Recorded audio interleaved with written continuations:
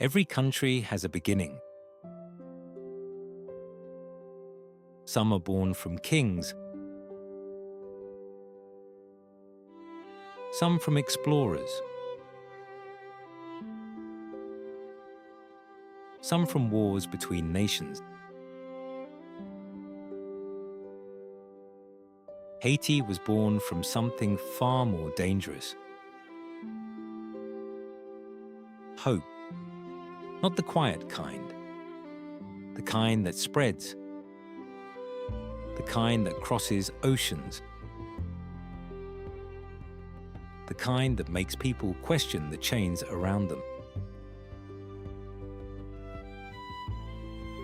In the late 18th century, Saint-Domingue was the richest colony on Earth.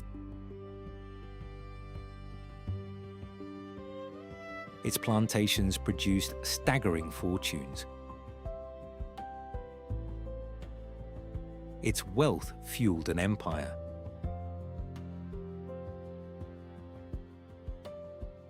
But beneath that wealth lived hundreds of thousands of enslaved Africans whose labor made it all possible.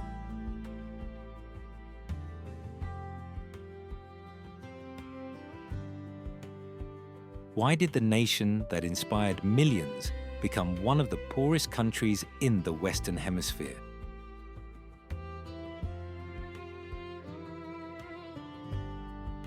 The answer is far more complicated and far darker than most history books ever explain. This is the story of the revolution the world could not stop.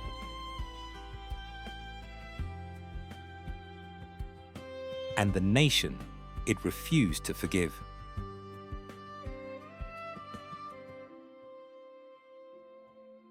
Subscribe for more travel documentaries from the most remote corners of the planet, and drop a comment.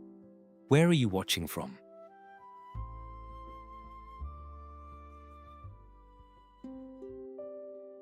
To understand Haiti, you must first understand the island that existed long before it. Long before French plantations, Spanish conquest, or the arrival of European ships. The island was known by its original inhabitants as Haiti, the land of high mountains. It was home to the Taino, an indigenous civilization that had flourished across the Caribbean for centuries. They were skilled farmers who cultivated cassava, maize, sweet potatoes, and tobacco. Expert fishermen who mastered coastal waters, and accomplished navigators who crossed the Caribbean in massive dugout canoes that astonished early Europeans. Their villages, made up of circular thatched homes called boyos, were governed by leaders known as caciques.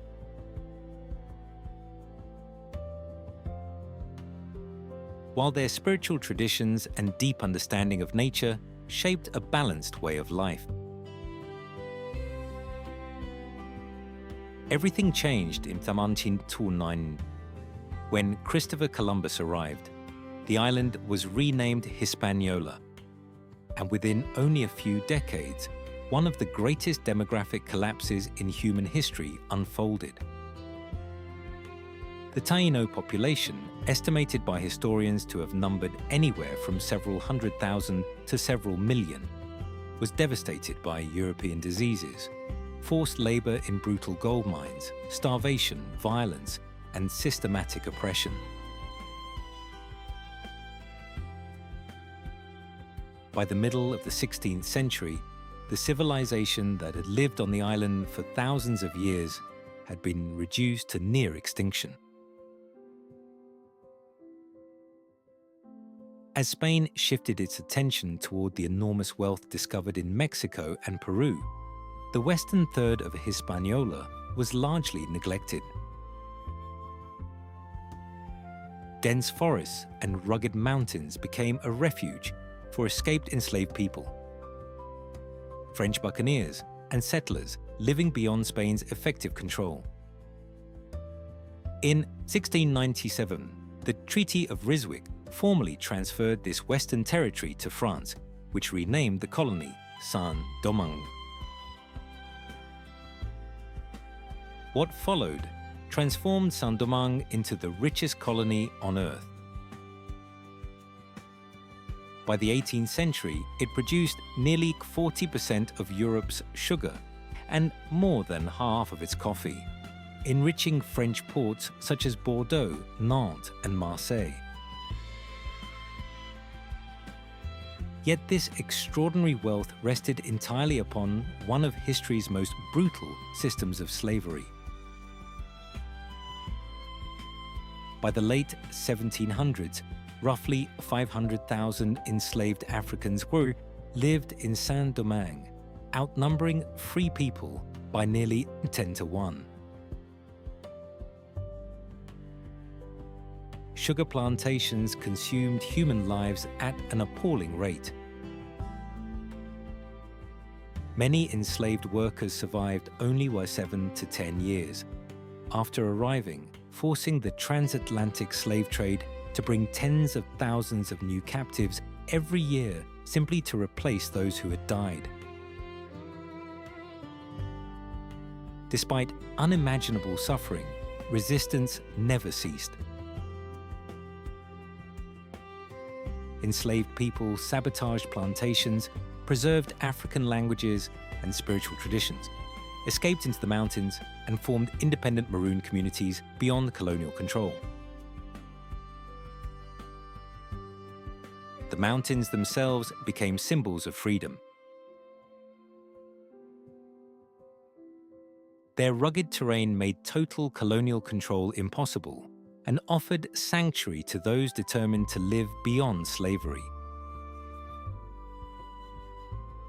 Decades of resistance gradually turned the colony into a powder keg. The spark came on the night of August 14, 1791, in the forest of Bois-Caïman. There, enslaved leaders gathered in a secret ceremony led by the Vodou priest Dutty Boukman. Exactly what occurred remains debated, but historians agree on its consequence. An oath of liberation was sworn. Within days, plantations across northern Saint-Domingue erupted in flames as thousands of enslaved men and women rose against one of the most powerful colonial empires in the world. The Haitian Revolution had begun. It would rage for 13 years, defeat the armies of France, Spain, and Britain, survive the ambitions of Napoleon Bonaparte, and accomplish something no enslaved people had ever achieved before. From the ashes of Saint-Domingue, a new nation would emerge, Haiti, the world's first independent Black republic and the first country born from a successful slave revolution.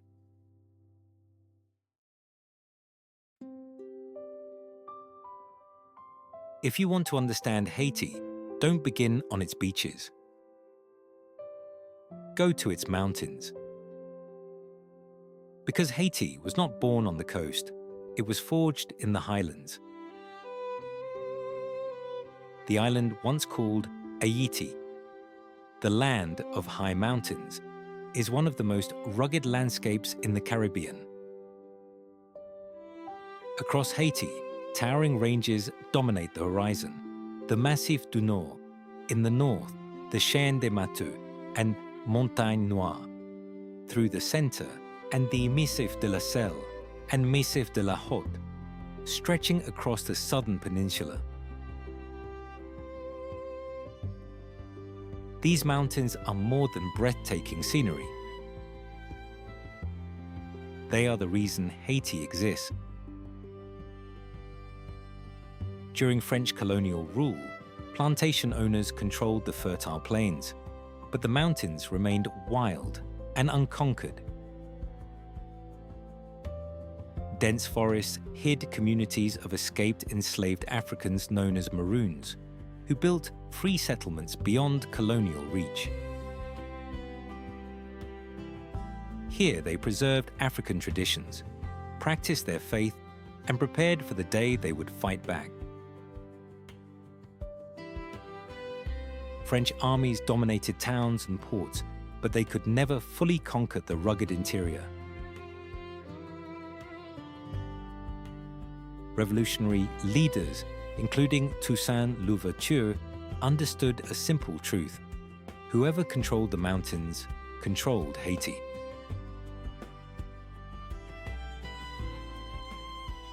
After independence in 1804, the mountains shaped the nation's future once again. Formerly enslaved people rejected the plantation system that had stolen generations of their lives. Instead, families established small farming communities known as la cour, where land, labor, and traditions were shared across generations. These mountain villages became the heart of Haitian society. They also became the guardians of Haitian culture. The Haitian Vodou ceremonies that strengthened communities, the rhythms of Raran music echoing through mountain roads, and the Creole language spoken by ordinary Haitians all flourished far from the colonial elite. While the cities often looked toward Europe, the mountains preserved the soul of Haiti. High above the northern plains stands the greatest symbol of that spirit, the citadel, La Ferrière. At its base lie the majestic ruins of the Sans-Souci Palace, once envisioned as a royal palace to rival Europe's grandest courts.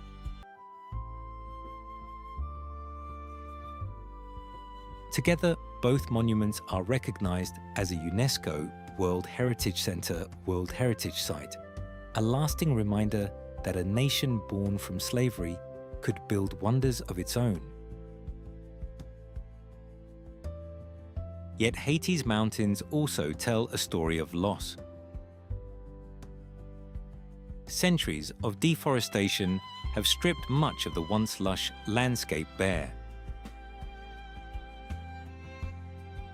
Trees disappeared not because Haitians ignored nature, but because poverty left few alternatives. For millions of families, charcoal remains the primary cooking fuel. Every tree cut is not simply an environmental tragedy. It is a choice between surviving today and protecting tomorrow.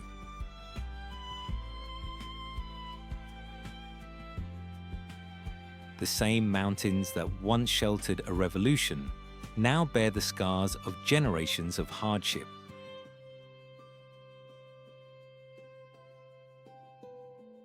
And in their eroded slopes lies one of history's greatest ironies.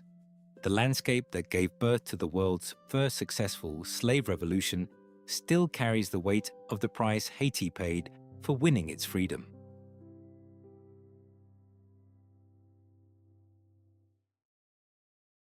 Imagine being born in a country where almost everyone speaks your language, but your schools, courts, and government pretend it doesn't exist.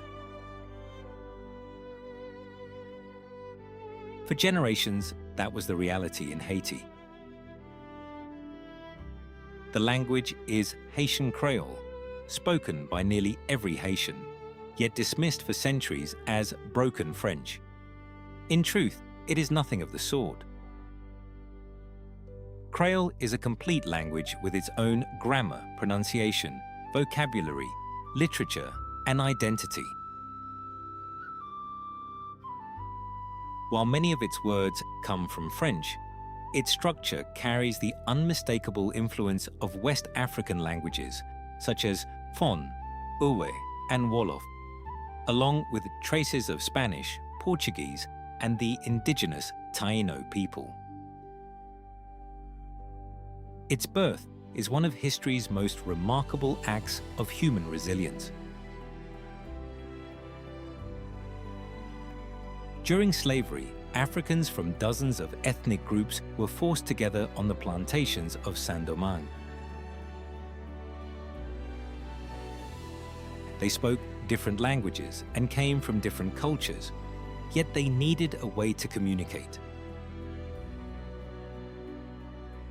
Out of unimaginable suffering, they created something entirely new, not a simplified version of French, but a living language that blended European vocabulary with African ways of speaking and thinking.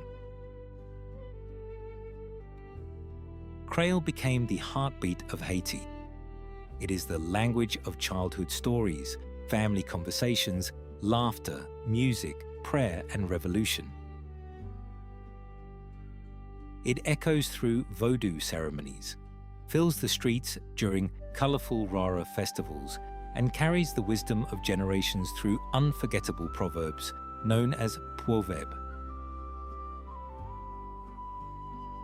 One of the most famous says, "Deye mon, gen mon." Behind the mountains, there are mountains. Its meaning goes far beyond geography. Every challenge leads to another. Every ending is the beginning of a new struggle. It perfectly captures Haiti's history. Another proverb declares, "Bouche qui parle pas mourit grand goût." The mouth that speaks never dies of hunger. To Haitians, speaking up is survival. Finding your voice is the first step toward freedom. Yet despite being spoken by almost the entire nation, Creole was long treated as inferior. After independence, Haiti's ruling elite continued to govern, educate, and conduct legal affairs almost entirely in French, a language many ordinary Haitians neither spoke fluently nor understood. Millions of children entered classrooms where lessons were delivered in an unfamiliar language, while ordinary citizens often struggled to navigate courts and government offices. Language became more than communication. It became a barrier separating privilege from opportunity. Everything changed in 1987, when Haiti's new constitution finally recognized Haitian Creole as an official language alongside French. It was more than a legal reform. It was an acknowledgement that the language spoken by the people was worthy of national pride. Perhaps that is what makes Haitian Creole so extraordinary. It was born in slavery, silenced by those in power, ignored by its own institutions. Yet it survived every attempt to erase it. Like Haiti itself, the language endured against impossible odds. And today, every word spoken in Creole is more than conversation. It is proof that a people's identity can outlive oppression, and that some voices simply refuse to disappear. Few religions have been misunderstood as deeply as Haitian Vodou. For decades, movies, sensational headlines, and colonial propaganda reduced it to curses, zombies, dolls, and black magic. But those images have little to do with the religion practiced by millions of Haitians. In reality, Vodou is a faith born not from fear, but from survival. During the slave trade, Africans from many nations, including the Fon Yoruba, Congo, Ewe, and Wolof peoples were brought to Saint-Domingue. They were stripped of their names, families, and freedom, and forbidden to practice their ancestral religions. Instead of allowing their beliefs to disappear, they adapted. African spirits known as LWA were associated with Catholic saints, allowing sacred traditions to survive beneath the surface of colonial rule. This blending of beliefs, called syncretism, became an act of resistance. Vodou teaches that the LWA serve as intermediaries between humanity and the Creator. Through prayers, music, dance, offerings, and ceremony, practitioners build relationships with these spirits for guidance, healing, protection, and justice. Priests, hungan, and priestesses, mambo, lead ceremonies where drumming, singing, sacred symbols called veve, and communal gatherings strengthen both spiritual and social bonds. To outsiders, the ritual of spirit possession may seem mysterious. To believers, it is a sacred moment when a LWA temporarily speaks and acts through a devotee, bringing wisdom and comfort to the community. Colonial authorities repeatedly outlawed Vodou. The Catholic Church condemned it. American occupation forces tried to suppress it, and later dictators attempted to manipulate it for political power. Yet Vodou survived, because it was never just a religion. It was Haiti's community center, hospital, counseling service, and cultural archive.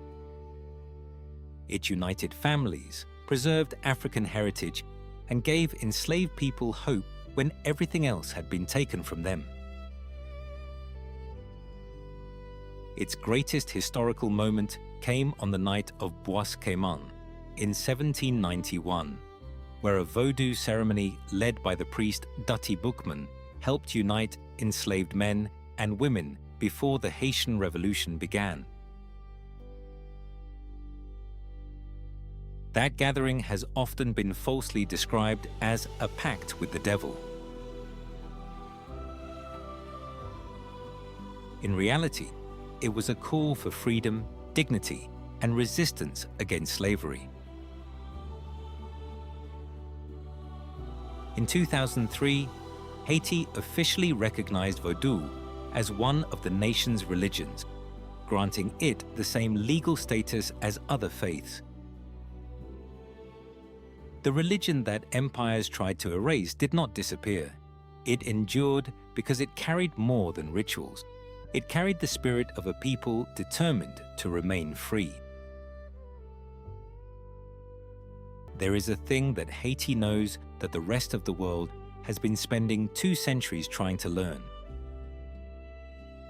It is this: freedom is not a gift. It is not something that powerful people give to less powerful people when they have been convinced of its righteousness, or when the economic arguments have shifted, or when the political moment has finally arrived. It is not something that arrives with colonial administrators or development organizations, or multinational security forces, or presidential elections observed by international monitors. Freedom is what people take for themselves when they have decided that the alternative is no longer acceptable. This is not a comfortable lesson. Comfortable lessons don't require dying for. The lesson that Haiti taught the world in 1804 was not comfortable for the people it threatened, and the people it threatened, the slaveholding empires, the European economic powers, the slaveholding American Republic, responded by ensuring, for as long as they could, that the lesson would not be repeated. But here is what the response revealed. The lesson was true. If it had not been true, the empires would not have been so frightened by it.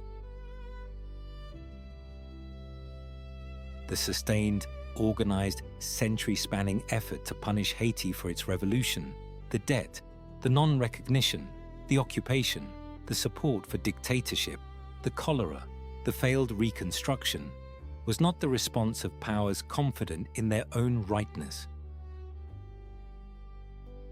It was the response of powers who recognized, in the back of their institutions and their political calculations, that what happened in Saint-Domingue in 1804 had exposed something about the nature of their own authority that they could not afford to acknowledge.